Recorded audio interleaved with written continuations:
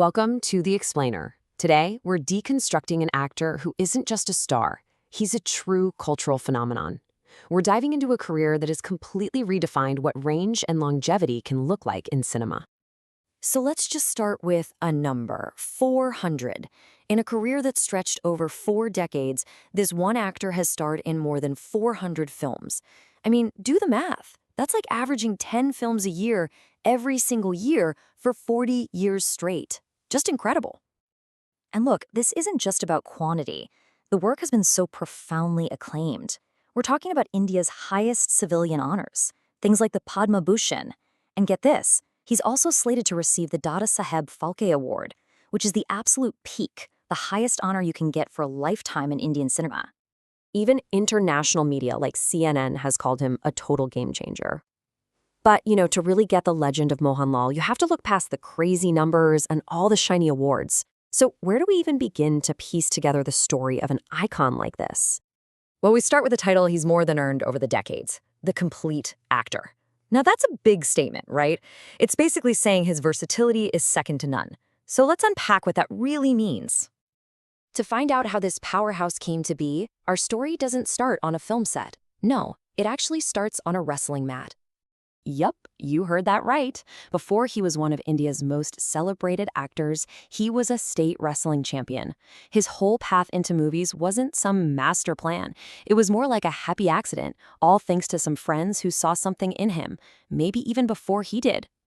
And the speed of his rise is just staggering. He shows up in 1980, playing this really memorable villain. For the next 5 years or so, he hones his craft, mostly in supporting roles, a lot of them negative characters. But then comes 1986, with the movie Recipient.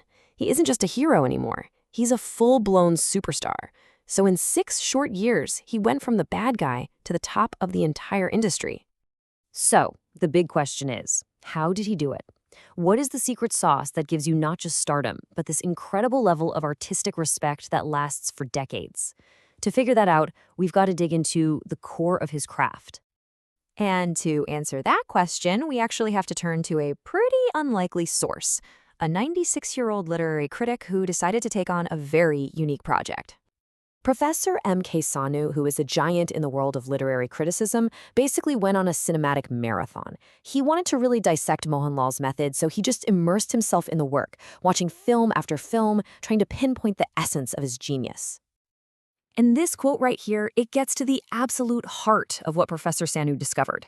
He points out that there are basically 2 ways of acting. One is immersive. It makes you feel what the character is feeling. The other is more analytical. It makes you step back and think about their situation.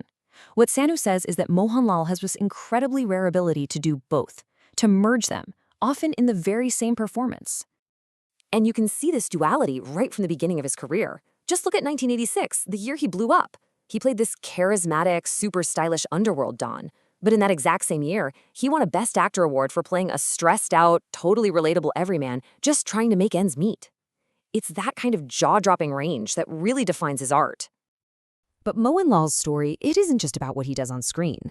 His identity and his influence, these stretch way beyond the world of cinema and into so many other parts of public life.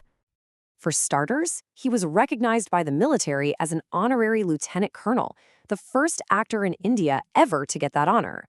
He's a major philanthropist, giving back through his foundation. He's also a pretty sharp entrepreneur. And he even went back to his stage roots, taking on a really challenging role in a Sanskrit play. So it's clear he's way more than just an actor. He's practically a cultural institution. But, of course, when you spend over 4 decades under such an intense public spotlight, your story is probably not going to be simple. It's often filled with complexities and, yes, controversies.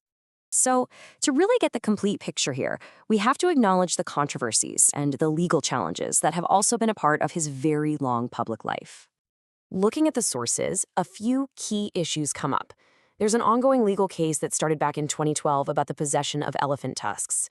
His time as the president of the Film Artists Association, known as EMA, that was also marked by disputes that led to some members resigning. And there have been public disagreements with other major figures in the film industry as well.